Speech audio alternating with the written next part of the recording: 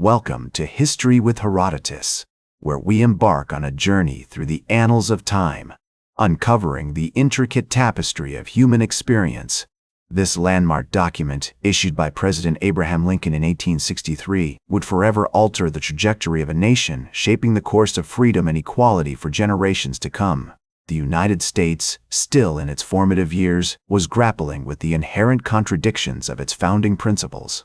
The Declaration of Independence's eloquent assertion that all men are created equal stood in stark contrast to the harsh reality of slavery, which had become an integral part of the American economy and society. In the early 19th century, the abolitionist movement began to gain momentum, fueled by the passionate advocacy of individuals like William Lloyd Garrison and Frederick Douglass.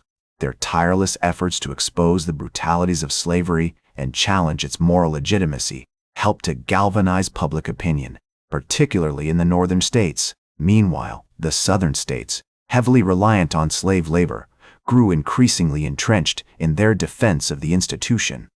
The Missouri Compromise of 1820 and the Kansas-Nebraska Act of 1854, which attempted to balance the power between slave and free states, only served to further polarize the nation. The Dred Scott decision of 1857, in which the Supreme Court ruled that slaves were not citizens and had no right to sue in court, dealt a devastating blow to abolitionist hopes. Abraham Lincoln, a relatively unknown lawyer from Illinois, rose to prominence with his powerful oratory skills and unwavering commitment to preserving the Union.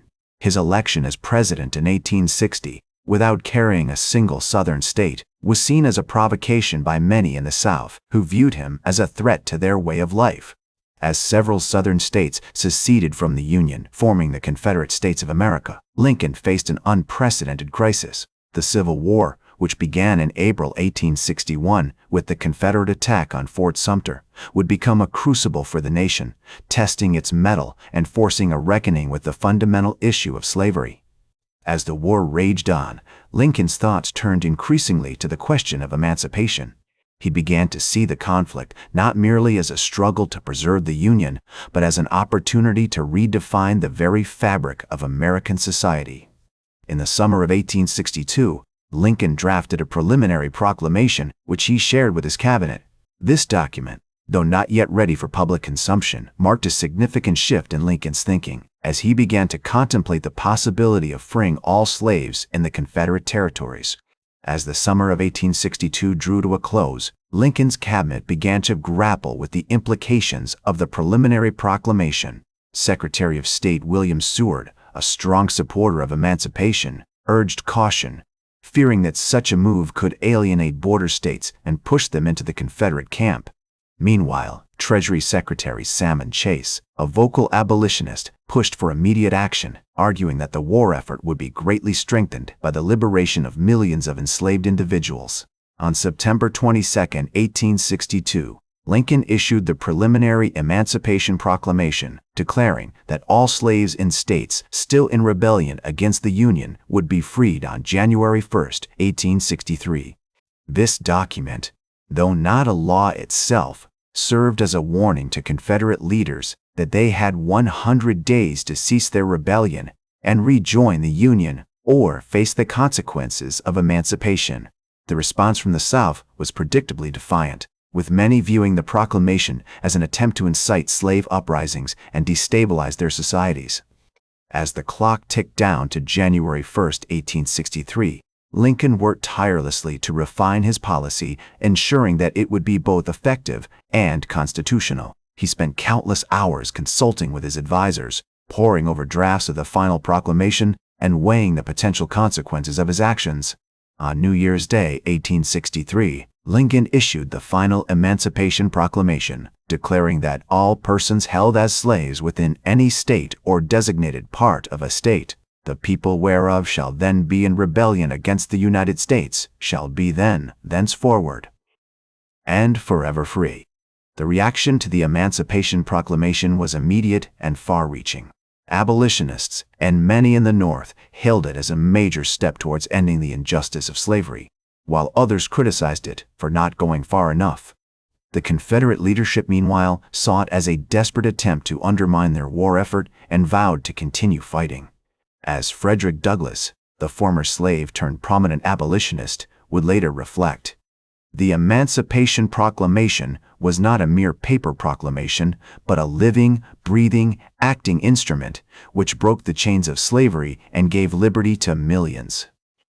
In the months that followed, the Emancipation Proclamation began to take effect as Union armies advanced into Confederate territory and freed thousands of enslaved individuals. On March 25, 1863, Lincoln issued an additional proclamation providing more detailed instructions for the implementation of emancipation in areas under Union control. This document, which included provisions for the protection of freed slaves and the punishment of those who attempted to re-enslave them, marked a significant step towards ensuring that the promise of freedom would be fulfilled.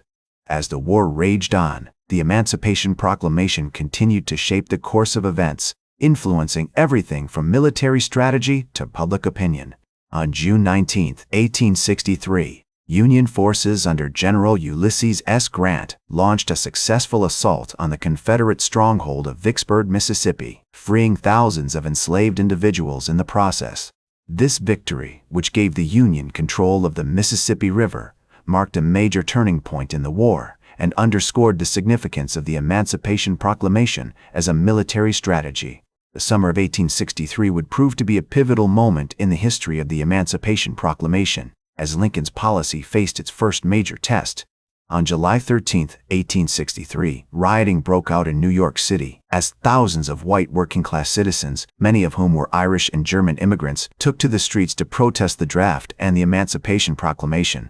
The violence, which would eventually claim the lives of over 100 people, marked a dark moment in the history of American democracy, but it also underscored the deep-seated divisions that the Emancipation Proclamation had exposed.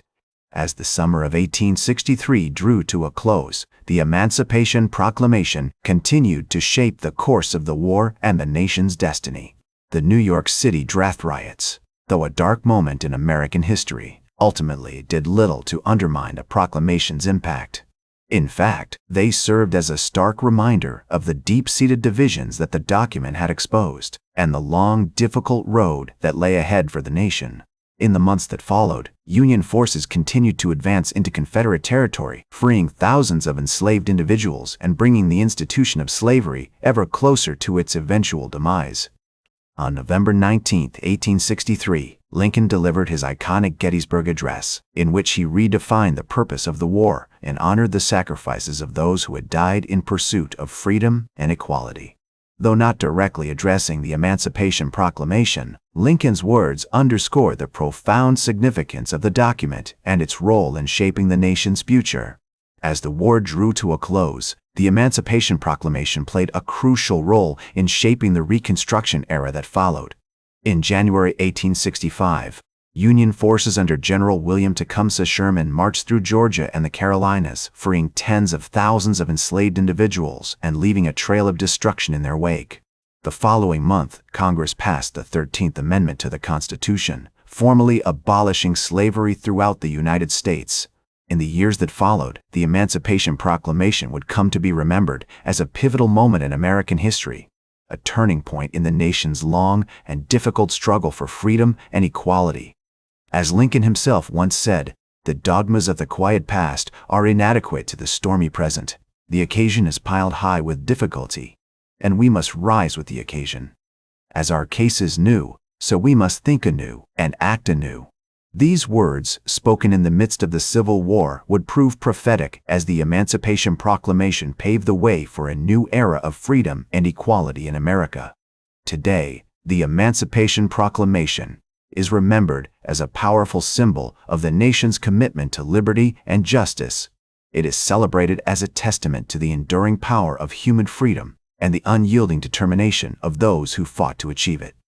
The legacy of the Emancipation Proclamation can be seen in the many struggles for justice and equality that have followed in its wake. That's all for today's History with Herodotus. Remember to like, share, and subscribe, and until next time, remember that, to understand the present, we must first understand the past.